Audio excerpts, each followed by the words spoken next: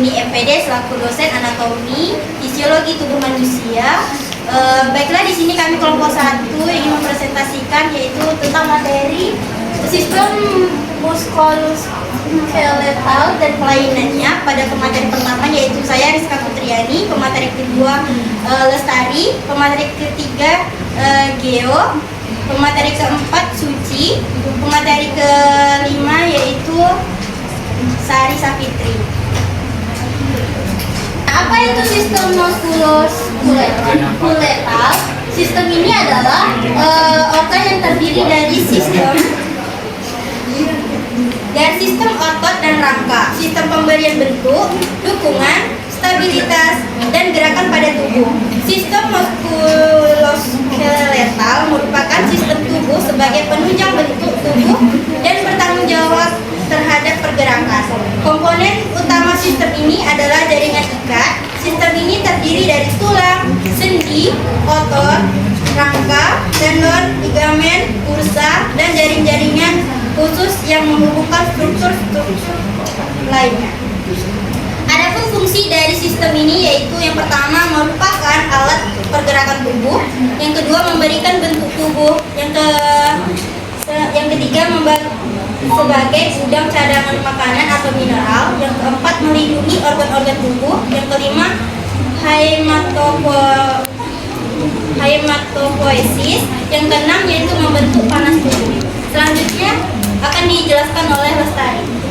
Nah, selanjutnya di sini ada gejala pada sistem muskuloskeletal, yaitu terdiri dari otot, tulang, sendi, dan tendon, dan ligamen yang berfungsi membantu tubuh bergerak dan menopang tubuh. Dan yang pertama ada pada bagian otot. Yang pertama ada pada bagian otot, yaitu gejala otot terasa tegang dan nyeri saat bergerak. Biasanya ini terjadi karena terlalu banyak aktivitas atau cedera. Nah, lalu pada bagian sendi, gejalanya berupa gerakan yang terbatas dan terasa kaku sehingga tubuh jadi sulit digerakkan dengan normal. Kemudian pada tulang ini gejalanya bisa berupa pembengkakan lokal dan juga kelainan postur tubuh. Selanjutnya pada tendon. Pada tendon ini biasanya gejalanya yaitu nyeri saat beraktivitas dan terasa kaku, terutama di pagi hari. Dan yang terakhir pada ligamen, yaitu sendi menjadi tidak stabil atau terasa goyang akibat ligamen mengalami gangguan atau cedera. Jadi dari gejala-gejala tersebut kita bisa mengetahui bahwa gangguan pada sistem muskuloskeletal dapat mempengaruhi pergerakan dan aktivitas tubuh sehari-hari. Nah, selanjutnya itu contoh penyakit gangguan muskuloskeletal dan patofisiologinya. Yang pertama ada patah tulang, yang kedua ada osteomalagia, dan yang ketiga osteoporosis, dan yang terakhir skoliosis.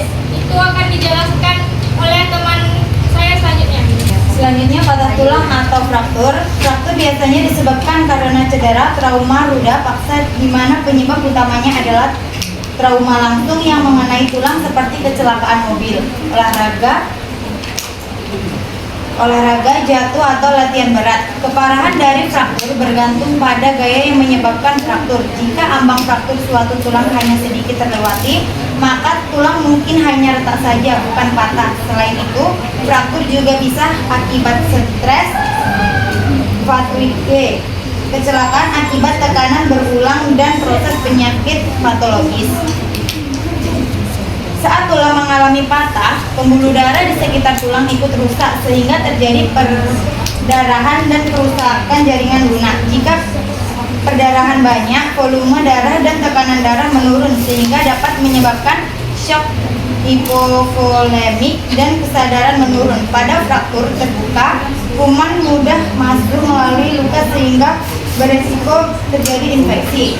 Setelah fraktur, tubuh akan mengalami peradangan. Sel darah putih datang untuk membersihkan jaringan yang rusak. Kemudian terbentuk bekuan darah yang menjadi tempat pembentukan tulang baru oleh osteoblast. Tulang baru awal disebut kalus, lalu akan mengalami remodeling hingga menjadi tulang normal kembali. Selanjutnya ada osteomalacia. Osteo berarti tulang dan malacia berarti lunak. Maka secara sederhana osteomalacia adalah pelunakan tulang. Osteomalacia dikatakan terjadi ketika tulang menjadi lunak dan lemah akibat ketidakmampuan tulang dalam melakukan mineralisasi sehingga mudah patah. Penyebab utamanya berupa kekurangan kalsium, fosfor, dan vitamin D. Beberapa hal yang bisa menyebabkan terjadinya osteomalacia yaitu yang pertama ada diferensiasi vitamin D yang bisa terjadi karena sedang menjalani diet kurang paparan sinar matahari. Selanjutnya ada malabsorpsi, usus kecil yang tidak bisa menyerang nutrisi dengan baik. Kondisi ini bisa disebabkan oleh lipas lambung, penyakit. Selanjutnya kandung empedu atau gangguan usus kecil. Selanjutnya gangguan ginjal atau hati, efek samping dari obat-obatan. Yang terakhir gangguan absorpsi akibat penggunaan antioksida kronik. Selanjutnya akan dijelaskan oleh Suci. Selanjutnya osteoporosis. Osteoporosis adalah penurunan massa tulang dan perburukan jaringan tulang yang menyebabkan penurunan kepadatan tulang atau tulang keropos. Pasien yang menderita osteoporosis akan lebih berisiko mengalami fraktur akibat mineral density atau BMD yang rendah. Gangguan mikroarsitektur atau mineralisasi tulang dan penurunan kekuatan tulang. Osteoporosis tidak menyebabkan gejala dan sering tidak terdiagnosis sampai bermanifestasi sebagai low trauma fraktur pada pinggul, tulang belakang, humerus, proksima, panggul, atau pergelangan tangan. Osteoporosis terjadi karena proses penghancuran tulang oleh osteoklas lebih cepat dibandingkan pembentukan tulang baru oleh osteoblas. Akibatnya tulang menjadi tipis dan kepadatannya berkurang sehingga mudah patah, terutama pada pinggul, tulang belakang, dan pergelangan tangan. Kondisi ini berkembang perlahan dan sering tanpa gejala. Adapun pencegah osteoporosis ini, yang pertama, pencegahan dapat dilakukan dengan menjaga gaya hidup yang aktif. Yang kedua, asupan kalsium dan vitamin D yang cukup. Berhenti merokok. Keempat, membatasi konsumsi alkohol. Yang kelima, mencegah jantung. Yang keenam, intervensi farmakologi disarankan pada pasien osteoporosis berusia 50 tahun ke atas atau wanita menopause dengan resiko fraktur yang tinggi.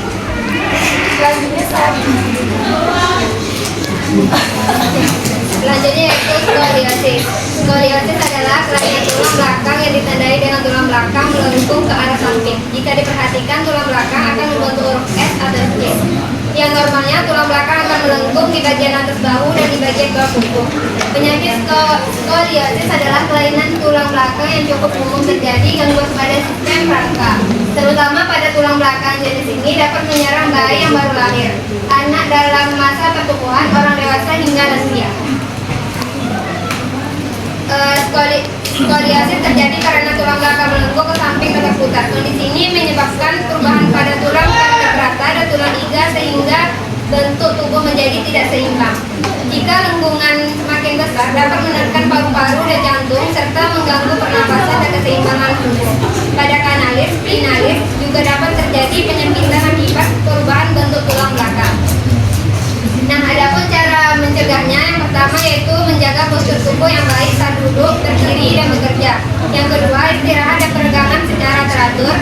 Yang ketiga, menggunakan peralatan yang ergonomis. Yang keempat, mengangkat beban dengan teknik yang benar. Yang kelima, menjaga berat badan ideal dengan pola hidup sehat. Yang keenam, rutin latihan kekuatan dan fleksibilitas. Yang ketujuh, menghindari posisi tubuh yang sama terlalu lama. Yang kedelapan, menggunakan tempat tidur dan posisi tidur yang nyaman. Yang kesembilan, menjaga ergonomi saat memakai komputer atau ponsel. Dan yang terakhir, segera beristirahat dan memeriksakan diri jika muncul nyeri atau cedera. Kembali ke moderator. Baiklah, itulah tadi hasil presentasi kami kepada kelompok 2, 3, 4, dan 5. Silakan bertanya. Saya Nimiman Sari dari kelompok 3. Ya, silakan. Mengapa kasus pada skoliosis pada remaja sering terlambat terdeteksi?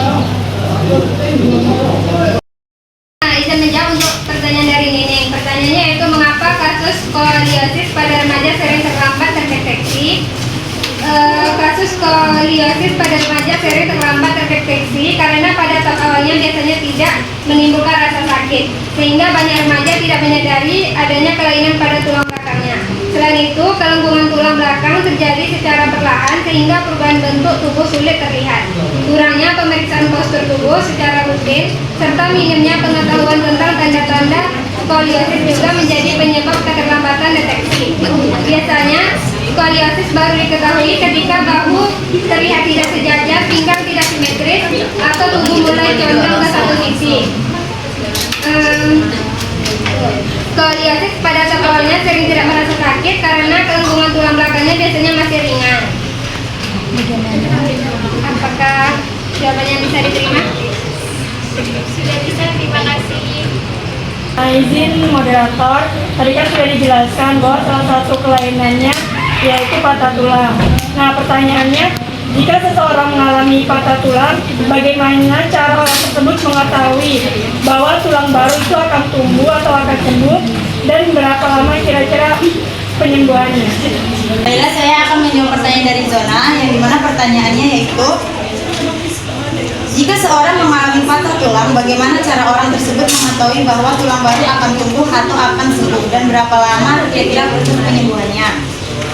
Penyembuhan patah tulang adalah proses biologis yang luar biasa karena tubuh tidak hanya membentuk jaringan parut, tetapi benar-benar meregenerasi tulang baru yang hampir sama kuatnya dengan hasilnya. Berikut adalah tahapan bagaimana seorang mengetahui proses penyembuhan sedang berlangsung dan berapa lama waktu yang dibutuhkan. Tanda-tanda tulang mulai sembuh itu dapat kita ketahui yaitu dengan yang pertama penurunan rasa nyeri, peningkatan rentang gerak, hasil ronsen, dan kemampuan menahan beban. Selanjutnya bagaimana cara tahapan dan estimasi waktu penyembuhan itu. Proses penyembuhan tulang biasanya terbagi dalam proses yaitu yang pertama inflamasi dan hematoma. Waktunya itu sekitar 1-2 minggu. Pembentukan kalus lunak perkiraan 2-6 minggu. Pembentukan kalus keras 6-12 minggu. Dan remodeling tulang sekitar 3 sampai tahunan. Apakah jawaban bisa diterima oleh Zona? Terima kasih. Izin bertanya moderator, kan kita membahas fisiologi dan anatomi tubuh manusia. Ada pertanyaan saya itu bagaimana rangka itu bergerak atau kayak apa yang menyebabkan rangka itu bisa kita gerakkan? Baiklah, saya akan menjawab pertanyaan dari Aisyah, kelompok 2. Pertanyaannya, apa yang menyebabkan rangka dapat bergerak? Jawabannya, rangka dapat bergerak karena adanya kerjasama antar tulang, sendi, dan otot. Otot berperan membantu menarik tulang saat bergerak, sedangkan sendi menjadi penghubung antar tulang sehingga tubuh dapat melakukan berbagai gerakan. Jadi dengan adanya dengan adanya kerjasama tersebut, manusia bisa berjalan, berlari, mengangkat tangan, dan melakukan aktivitas lainnya. Baiklah, apakah jawaban saya dapat diterima? Sampai terima kasih. Oke. Pertanyaannya, bagaimana hubungan antara gaya hidup modern seperti kita kurang olahraga, kemudian terlalu lama duduk, itu akan dengan meningkatkan penyakit muskuloskeletal ini?